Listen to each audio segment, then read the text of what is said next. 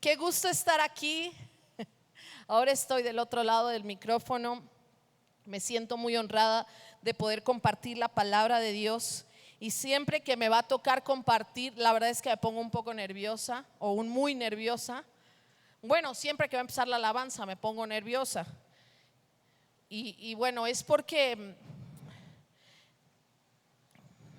yo no he hecho nada para estar aquí. Lo ha hecho el Señor. Lo que Dios ha hecho en mi vida no es por mis esfuerzos, sino por su amor y por su gracia. Y es por eso que hoy estoy aquí. Quiero invitarte a orar conmigo para poner en manos del Señor este tiempo que será breve, conciso, espero, y preciso. Padre, gracias Señor porque hoy estamos aquí. Gracias Padre por todo lo que tú nos das a través de tu palabra. Porque Señor, aun cuando hemos recibido el mayor regalo de ti, que es la vida y la vida eterna, tú Señor nos sigues dando más y más. Gracias por tu amor, gracias por tu misericordia, gracias Padre por todo lo que tú haces en nuestra vida y seguirás haciendo.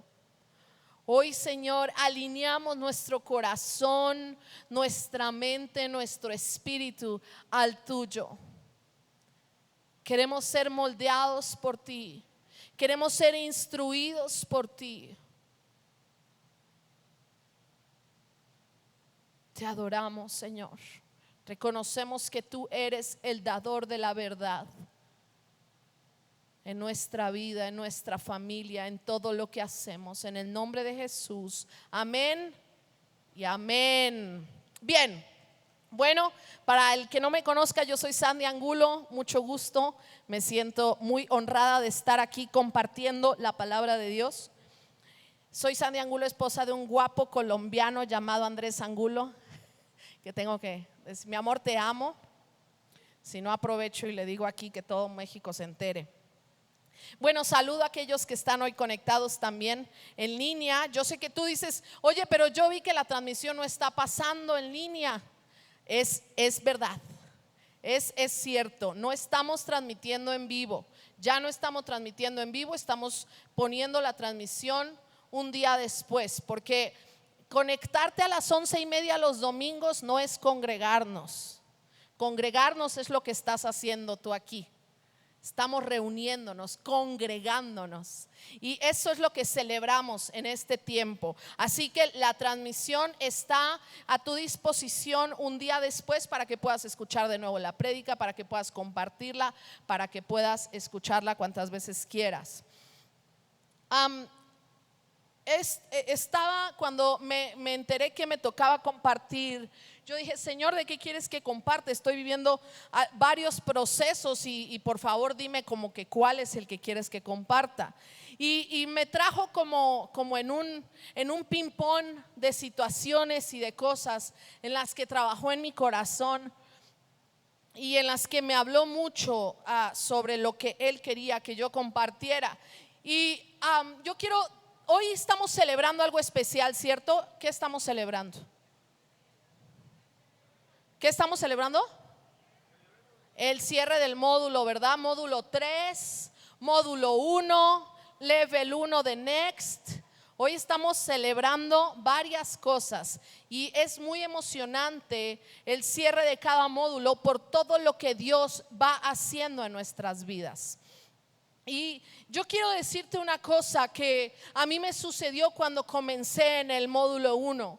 Yo estaba con una expectativa y yo dije, Señor, entiendo y sé que todavía hay mucho que moldear en mi vida.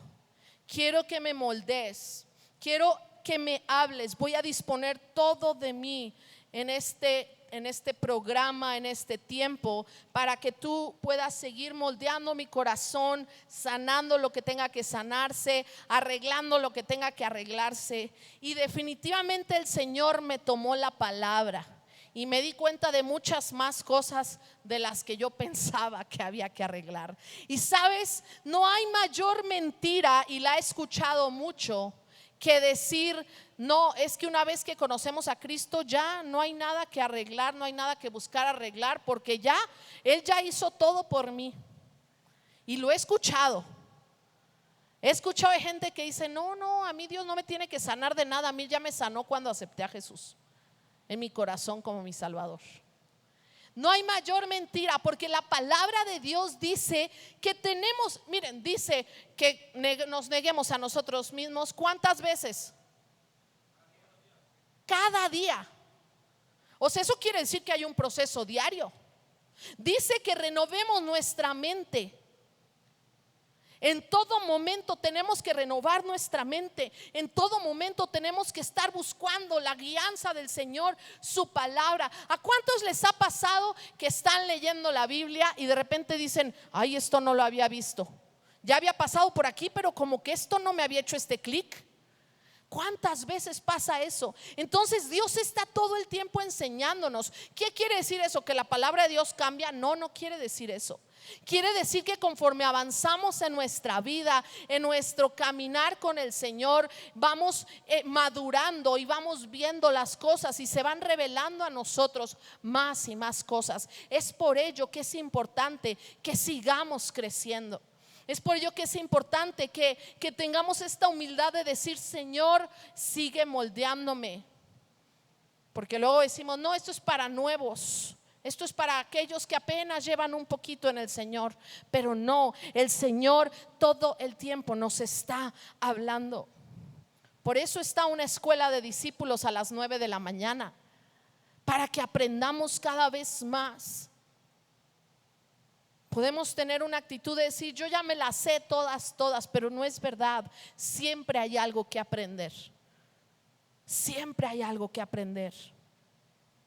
Tener la creencia de que yo soy bueno y entonces ya no hay nada que arreglar, bueno, pues es el peor error que podemos tener. Decir, no, pues yo trato de hacer el bien y creo que con eso es suficiente. Quiero decirte, no es suficiente. Dice la palabra de Dios que nos neguemos a nosotros mismos, que tomemos nuestra cruz todos los días y lo sigamos. Es decir, es un proceso de todos los días. Y quiero leer una parte de la escritura, una parábola que yo pensaría que es una de las parábolas más famosas que hay, que Jesús habló. Y está en Lucas 10, 30 al 37. Esta historia la conocemos bien, pero vamos a leerla desde el 25. No, es del 25, no. Mejor vamos a leer desde el 30. Vamos a leer desde el 30. Dice, bajaba un hombre, bueno, Jesús respondió, bajaba un hombre, ya me perdí, ok, de Jerusalén a Jericó y cayó en manos de unos ladrones. Le quitaron la ropa, lo golpearon y se fueron, dejándolo medio muerto. Resulta que viajaba por el mismo camino un sacerdote. A ver, di sacerdote. Sacerdote, queda claro, un sacerdote, quien al verlo se desvió. Ay, me lo cambiaron. Están ahí en la Nueva Traducción Viviente. Qué barbaridad. ¿Me regresas por favor, George, al anterior?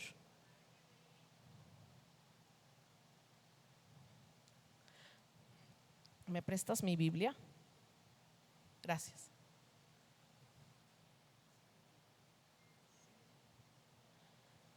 Dice, quien al verlo, dice, al verlo se desvió y siguió de largo. Así también llegó a aquel lugar un levita. A ver, todos digan levita. Un levita. Y al verlo se desvió y siguió de largo. Pero un samaritano que iba de viaje llegó a donde estaba el hombre y viéndolo se compadeció de él, se acercó, le curó las heridas con vino y aceite y se las vendó. Luego lo montó en su propia cabalgadura. Todos digan propia cabalgadura. En su propia cabalgadura. Lo llevó a un alojamiento y lo cuidó. Al día siguiente sacó 2 monedas de plata y se las dio al dueño del alojamiento. cuídemelo, le dijo, y lo que gaste usted de más, se lo pagaré cuando yo vuelva. Y hasta ahí, ¿verdad? No, sigue, ¿no? Sí. Hasta el 37. Ok. Se lo pagaré cuando yo vuelva. ¿Cuál de estos piensas que demostró ser el prójimo del que cayó en manos de los ladrones? Les pregunta Jesús. Y le contestan, el que se compadeció de él. Anda entonces y haz tú lo mismo, concluyó Jesús. Esta parábola bien la conocemos, bien podemos poner un juicio sobre el sacerdote, sobre el levita. Todos decimos, estos canallas, cómo es que se fueron mientras estaba medio muerto ese hombre. Fácilmente podemos ver y podemos decir, no, el que hizo el bien fue el samaritano. ¿Es correcto esto? ¿Sí? ¿Todos piensan que el que hizo el bien fue el samaritano? Como dice ahí, ¿sí? Andan muy callados. Gracias. Yo necesito interacción. Bien, sin embargo, estamos viendo en la historia tres personajes. El primero, un sacerdote, un hombre que trabajaba en el templo, que trabajaba para el Señor. Y estamos viendo un segundo personaje que es un levita, es decir, un hombre que dirigía la adoración en el templo, un hombre que caminaba delante del pueblo de Israel para dirigirlo a la guerra en adoración al Señor, llevando la presencia del Señor.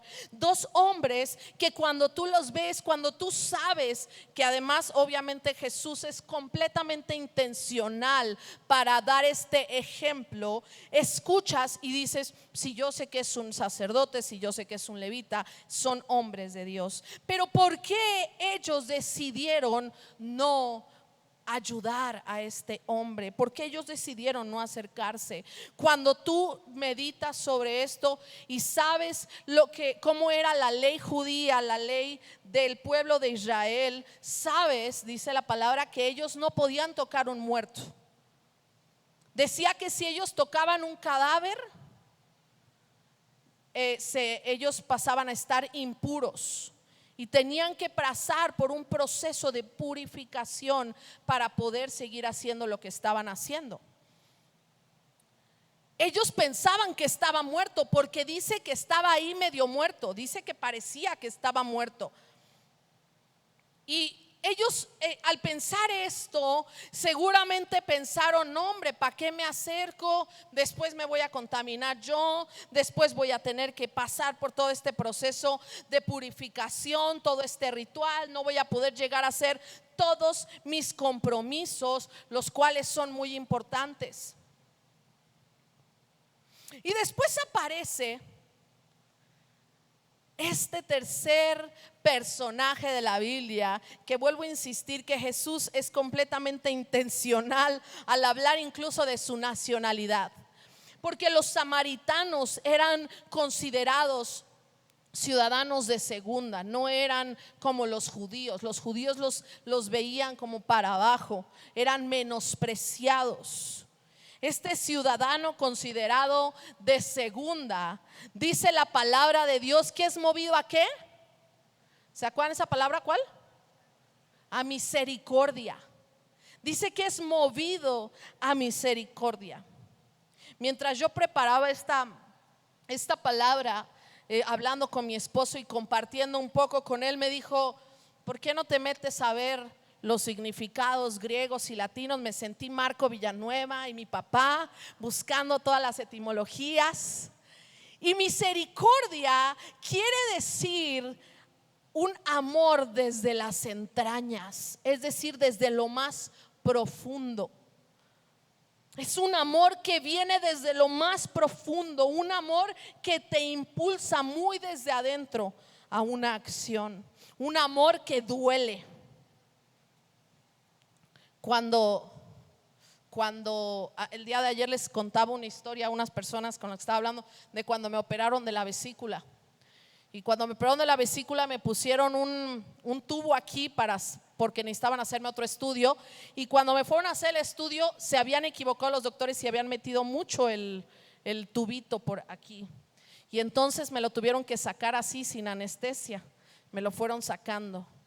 Puedo decir que es el dolor más fuerte que he vivido en toda mi vida, que rogaba y suplicaba que dejaran de hacerlo, porque sentía que me sacaban las entrañas. Y cuando leía esto pensaba en ese dolor que se siente. Dice un amor que duele. Y ahorita te quiero explicar por qué estoy diciéndote que este es un amor que duele. Porque este ciudadano menospreciado, que además ve al hombre y es un judío, uno de esos hombres que lo menosprecia, lo ve ahí tirado medio muerto y dice que se acerca y lo revisa y se da cuenta que no está muerto. E inmediatamente lo que narra Jesús en esta parábola es que lo levanta. A lo mejor le hizo un torniquete ahí, le puso un entablillado y dice, y lo subió a su propia cabalgadura y se lo llevó a un alojamiento. Es decir, que él lo subió al lugar que lo transportaba a él, para él seguir caminando, para él incomodarse, mientras este hombre que lo menospreciaba iba ahí herido. Y dice que lo lleva a un alojamiento y lo cuida. Y dice, y al día siguiente saca monedas al dueño del alojamiento, le da y le dice, cuídamelo. Y lo que gaste de más se lo pagaré cuando vuelva. O sea, está hablando de que este hombre no nada más le habló a alguien y le dijo, oye, por ahí hay un herido. No, se incomodó, tomó a este hombre, lo cuidó, lo sanó, le cedió su propia cabalgadura, le cedió de su propio dinero al pagarle al del alojamiento. Le dijo, incluso si gasta de más, yo voy a ponerlo todo. Se aseguró de que este hombre fuera bien cuidado hasta que pudiera estar sano. Y Jesús pregunta, después de dar estos 3 ejemplos de 3 hombres que se toparon con la misma situación, dice, ¿cuál de estos 3 hizo lo correcto? ¿Cuál de estos 3 actuó con amor al prójimo? Y automáticamente tenían que aceptar que este ciudadano de segunda, este ciudadano al que ellos menospreciaban, había hecho lo correcto. Jesús enseñó esta parábola para dar un mensaje de que la religiosidad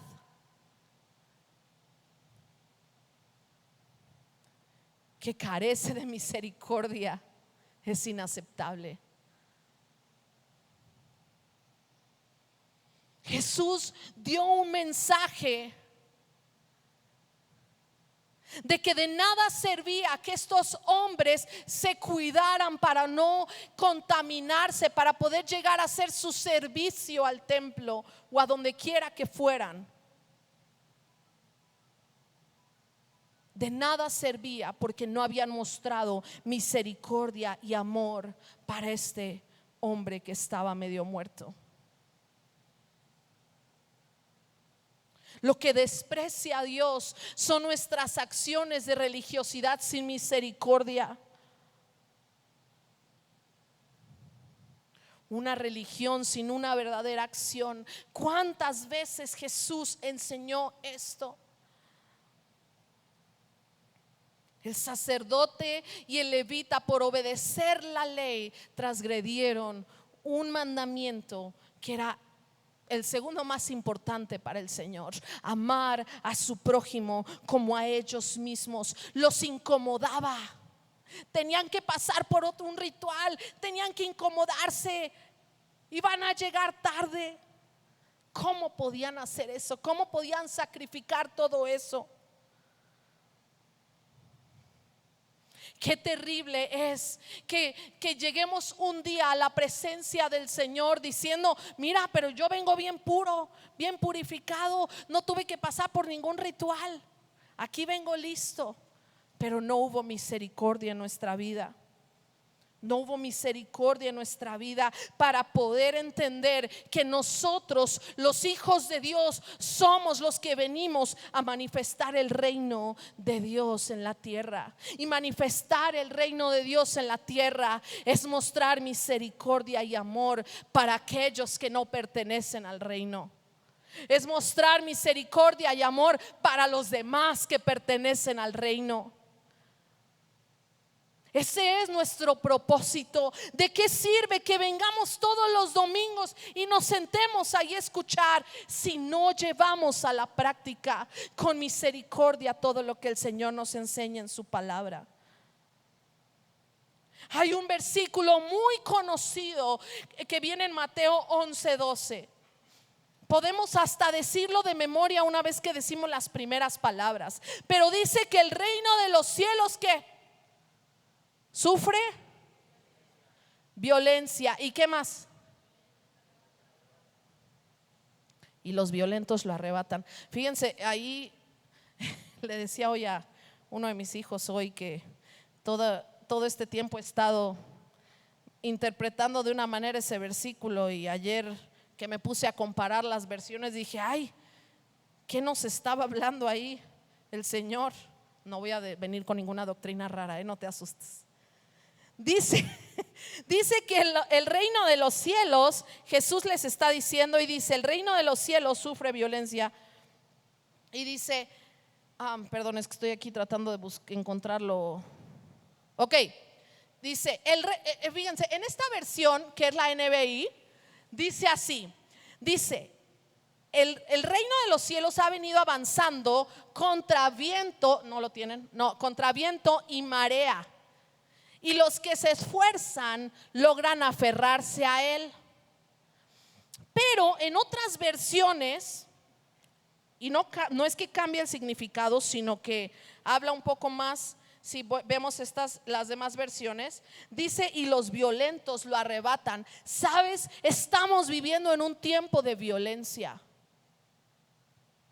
Estamos viviendo en un tiempo de violencia. Y si tú te pones a ver, yo siempre he dicho: es que hay que ser violentos para arrebatar, pero en realidad no está hablando de eso. Está hablando de los violentos. La gente bueno, no la gente, perdón. En el mundo espiritual hay una lucha constante para atacar el reino de los cielos.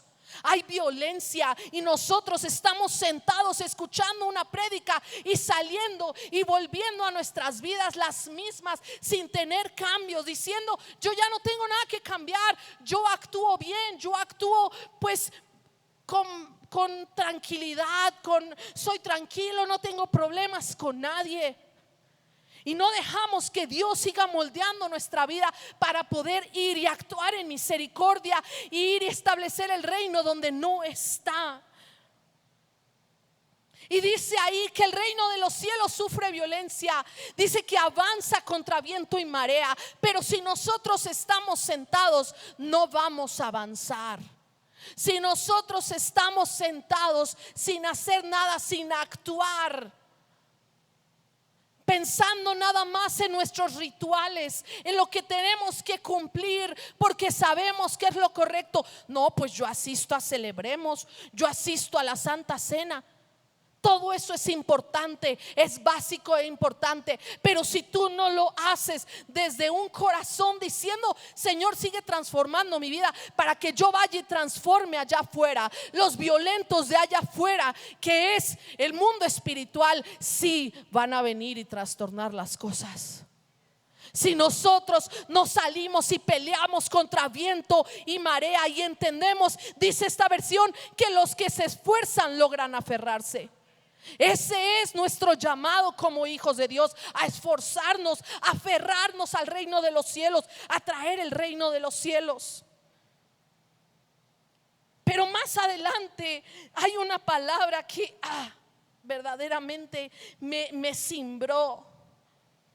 Porque entonces Jesús dice, entonces comenzó en Mateo 11:20, dice, entonces comenzó a reconvenir a las ciudades en las cuales había hecho muchos de sus milagros. Di muchos de sus milagros. Queda claro que eran muchos de sus milagros, porque no se habían arrepentido. ¿Cuántas veces hemos vivido y experimentado lo que el Espíritu hace de manera sobrenatural, pero no hay un arrepentimiento en nuestra vida? Seguimos estando igual. ¿De qué nos sirve que vengan? No, es que si va a ir el profeta tal, yo asisto y yo ahí sí vengo. Uy, hay gente a la que vemos solamente en esos eventos. De verdad, hay gente que vemos solamente en esos eventos, pero Dios está aquí. Y tú puedes estar apagando la voz de Dios pensando que no hay nada nuevo que te va a enseñar, pensando que si no hay algo así rimbombante, entonces no vas a aprender. Pero lo que Jesús decía aquí, Jesús mismo estaba ahí manifestando los milagros y dice, y aún así esas ciudades no se arrepentían. No había arrepentimiento, habiendo vivido todo lo que has vivido en el Espíritu, que Dios te haya dado palabra, hayas visto milagros y sigas viviendo en tu carne. De eso está hablando aquí Jesús. Y le dice, ay de ti, Corazín, ay de ti, Betsaida, porque si en Tiro y en Sidón se hubieran hecho los milagros que han sido hechos en ustedes, tiempo que se hubieran arrepentido. Por tanto les digo que el día del juicio será más tolerable para Tiro y para Sidón que para ustedes. Qué tremendo, porque Jesús les está diciendo, ay de ti, imagínate si hubiera hecho esos milagros en otro lado, sus vidas hubieran sido transformadas, pero los hice contigo y no te has arrepentido, no has cambiado de dirección. Dice la palabra de Dios en Mateo 11:28, que vengan a mí todos los que están trabajados y cansados. Está hablando de una labor que tenemos que hacer como hijos de Dios.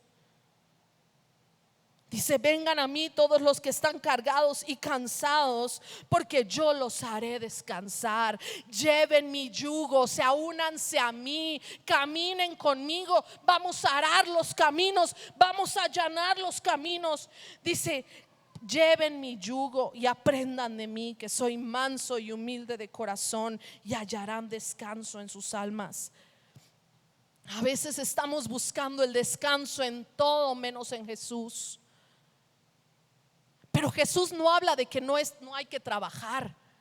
No, Jesús dice, yo te voy a dar descanso, pero dice, únete a mi yugo y órale, porque unirse al yugo nada más así para quedarse parado no es así.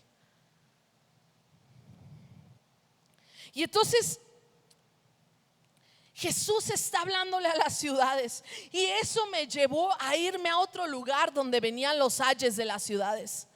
Y empecé a leer lo que le estaba diciendo a sus iglesias, los ayes de las iglesias que están en Mateo 2, en Apocalipsis 2 y 3. No lo voy a leer completo, léelo en tu casa. No lo escuches nada más. Miren, no hay peor engaño que pensar que leer la Biblia es nada más escucharla. La puedes escuchar, se vale, pero léela. No es lo mismo conectar lo que estás leyendo que lo que estás escuchando, porque cuando escuchas te puedes distraer. Lee también la palabra de Dios. Y dice en Apocalipsis, a partir del 2:1 hasta el 3, dice: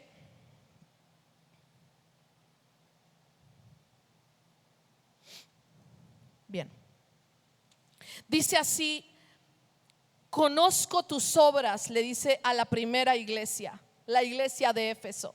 Conozco tus obras, tu duro trabajo y tu perseverancia.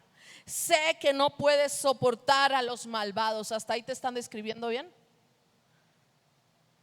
Y que has puesto a prueba a los que dicen ser apóstoles y no lo son, y que has descubierto cuando hay algo falso.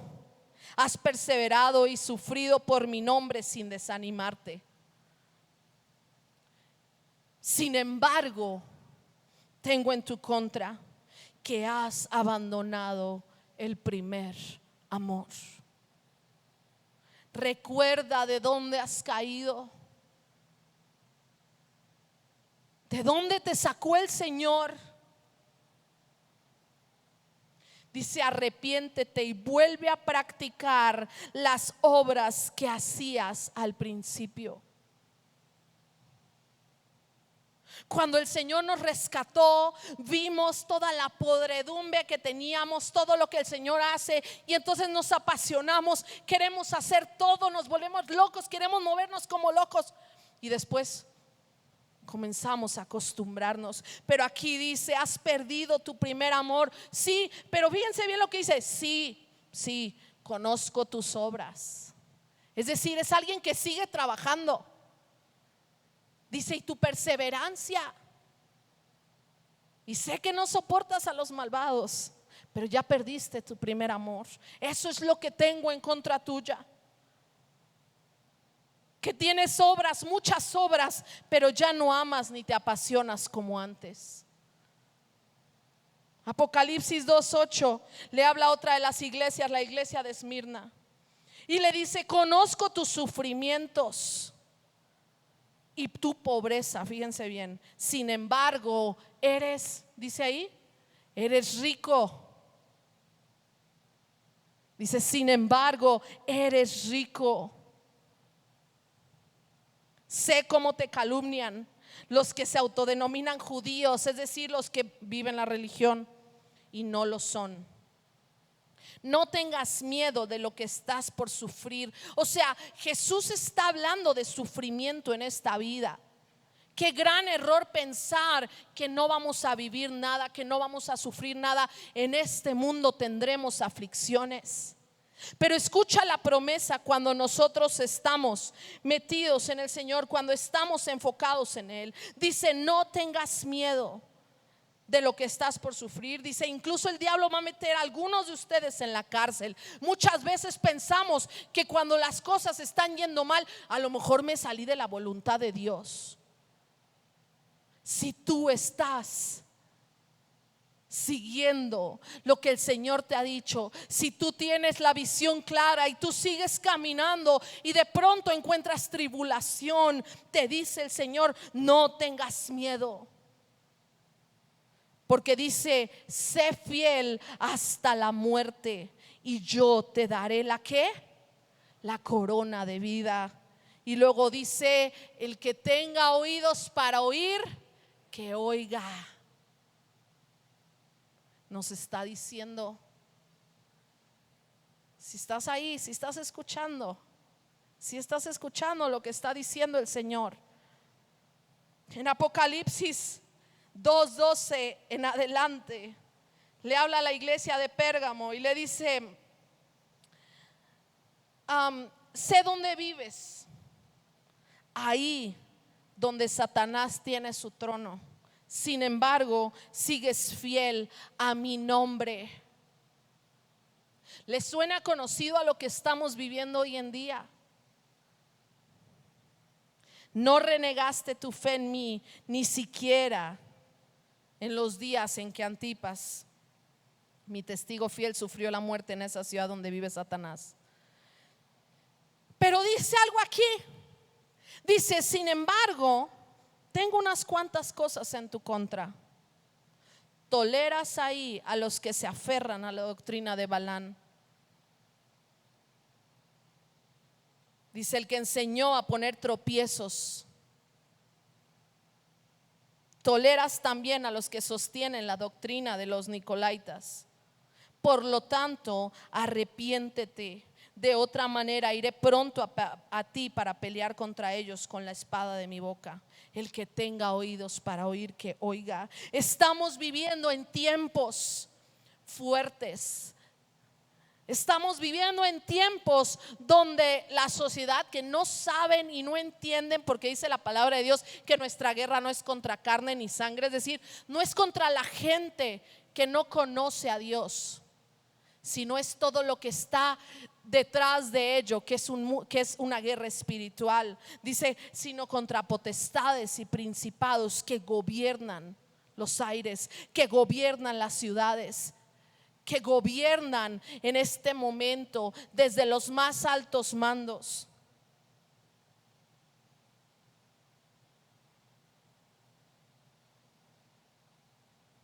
Yo no sé si tú estás enterado de lo que está sucediendo en Estados Unidos, pero en Estados Unidos se está desatando algo increíble de adoración. Y se desató un día después de algo que sucedió en unos premios muy famosos de música, en los que el acto más importante, el show más importante de los artistas fue un show en el que representaron el infierno, bailaron como diablos, demonios, etc, etc, etc. Y un día después, no, en realidad fueron 2 días después, se desata en una universidad un avivamiento con ningún invitado de renombre en la tierra, pero sí en el cielo, compartiendo un mensaje sencillo de arrepentimiento y salvación, en el que los jóvenes no pudieron más con la convicción del Espíritu y corrieron al altar a llorar, a arrepentirse, a decir quiero una nueva vida. Comenzaron a adorar, no podían parar, comenzaron a llegar más, pasó una semana sin parar, pasó otra segunda semana sin parar. Y sabes, si tú ves las transmisiones, preguntan ¿cuántos son de Kentucky? O sea, de la ciudad, del estado donde son. Y decía, ¿cuántos no son de Kentucky? Y el 90% levantando la mano, porque estaban llegando en aviones. La gente estaba yendo a ver qué es lo que estaba sucediendo ahí. No había un profeta de renombre haciendo señales y prodigios, pero sí era un nombre muy famoso en el cielo,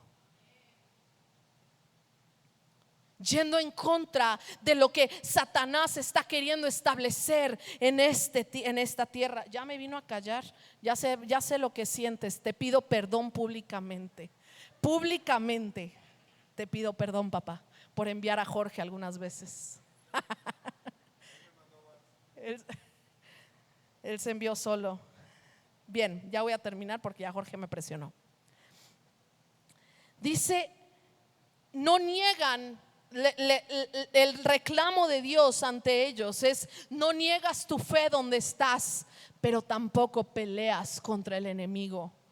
Estás muy cómodo sentado ahí, pero no tienes misericordia para ir y hablar a otros de la verdad y traer libertad a sus vidas, porque la verdad los va a hacer libres. Estamos muy cómodos, ¿verdad? Ahí escuchando y diciendo no, yo eso no lo acepto, pero aquí me quedo callado. Le reclamaba a la iglesia: el que tenga oídos para oír, que oiga. Dice, al que salga vencedor de esto, le daré del maná escondido y daré también un nuevo nombre.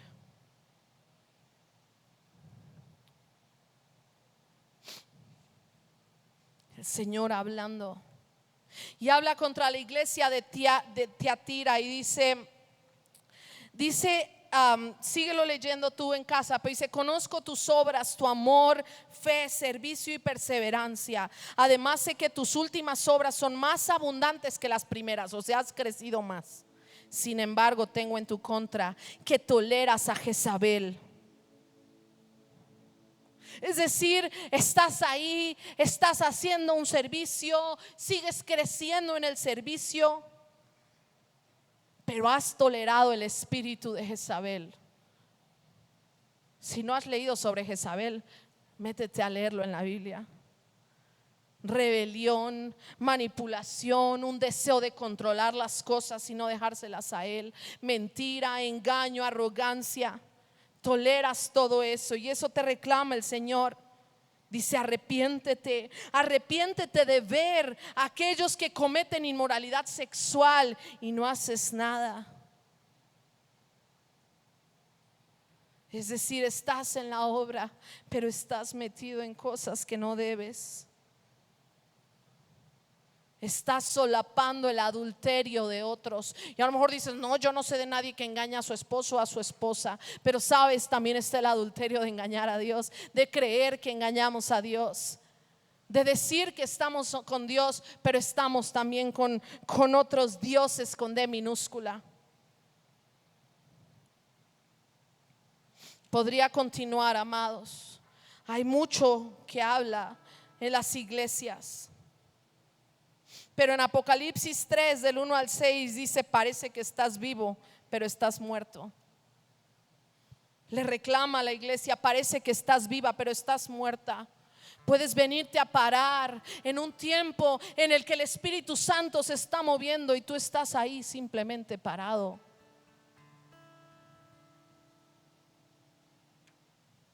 Sin sentir al Espíritu Santo. Apocalipsis 3 del 7 al 13 le habla a la iglesia y le dice, reconozco tu obediencia a pesar de que estás cansado. A pesar de que estás cansado, eres constante y perseverante. Reconozco. Y dice, y yo te voy a abrir puertas que nadie puede cerrar. Apocalipsis 3:14 dice, no estás ni frío ni caliente, estás tibio. Te crees rico porque buscas las riquezas de este mundo, buscas hacerte de cosas, pero eres miserable, dice.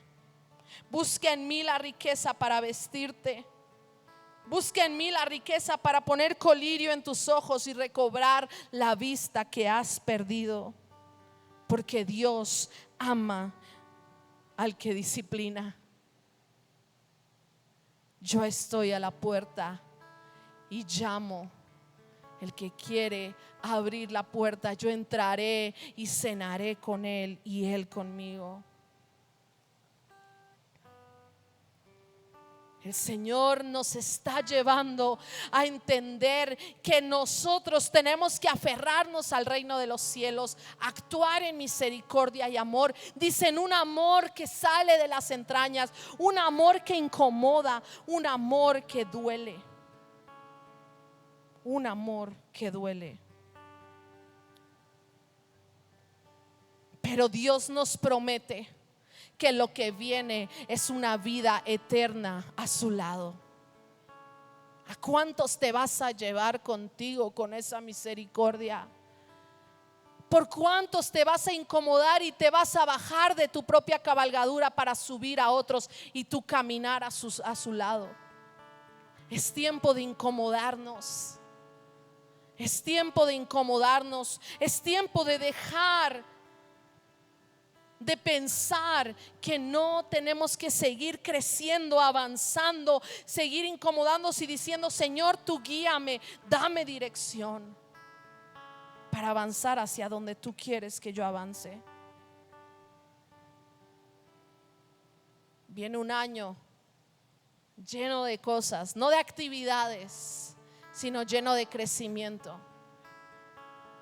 Aférrate al reino de los cielos. Establezcamos el reino de los cielos en la tierra. Porque lo que se viene en el reino, lo que se viene cuando Cristo venga por su iglesia, va a haber valido toda la pena. Cierra tus ojos por un momento. A lo mejor tú viniste por primera vez y dices, ay, ya me tocó un regaño.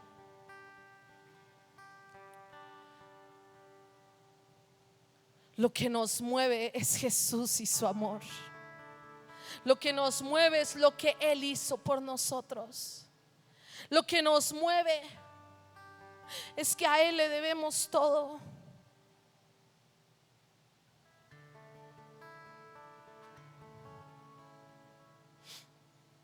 Padre, queremos ser hallados como esos hijos que nos aferramos a tu reino,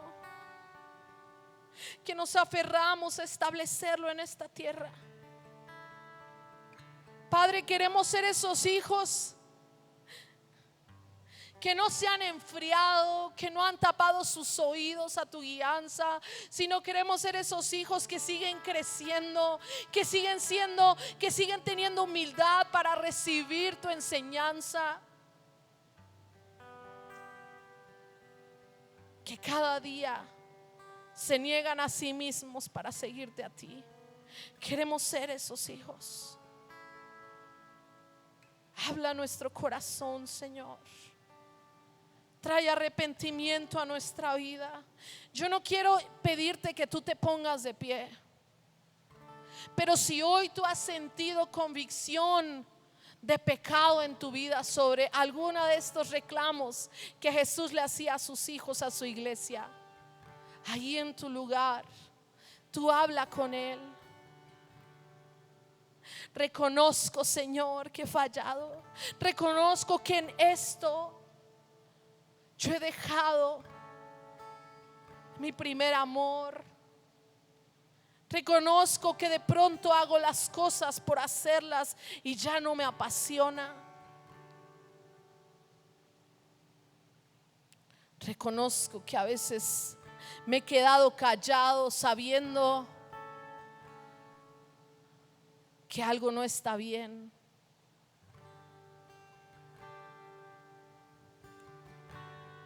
Reconozco, Señor, que me he acostumbrado a tu presencia y ya no la busco como debería. Reconozco, Señor, que te necesito a ti, Señor. Quebranta, oh Dios, la dureza de mi corazón. Quebranta, oh Dios, aquello que está estorbando, para que yo pueda seguir sensible a ti, a tu dirección. Quiero obedecerte a ti, quiero honrarte a ti con todo lo que haga.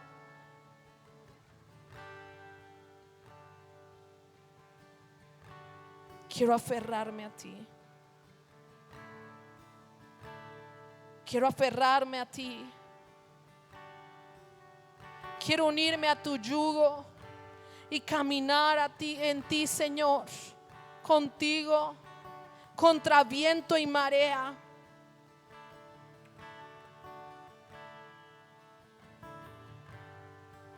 Te necesito, Señor. Te necesito a ti, porque ya lo intenté en mis fuerzas y ya me cansé. Te necesito a ti.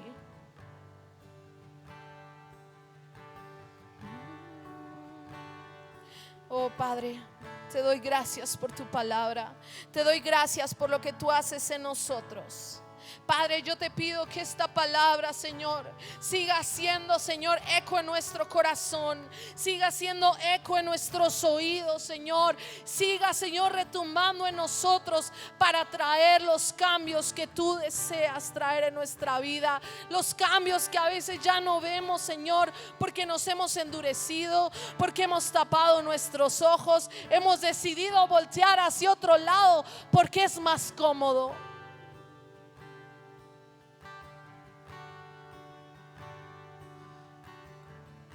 Danos, Señor, danos un corazón limpio,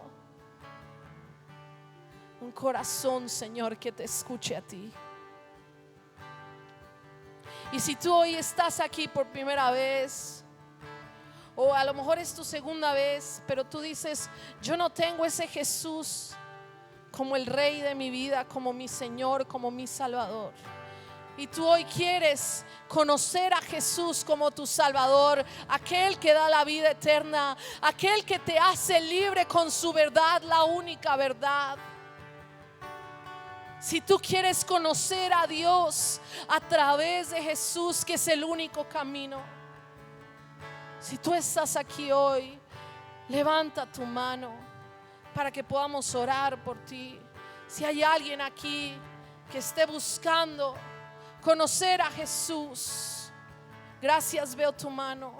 Habrá alguien más hoy que esté diciendo: yo quiero a Jesús en mi vida, yo quiero a Jesús en mi corazón, yo quiero que Jesús guíe mi vida. Yo te quiero invitar hoy a que nos acompañes. Vamos a hacer una oración. No es una oración mágica, no es una fórmula, simplemente es una oración del corazón.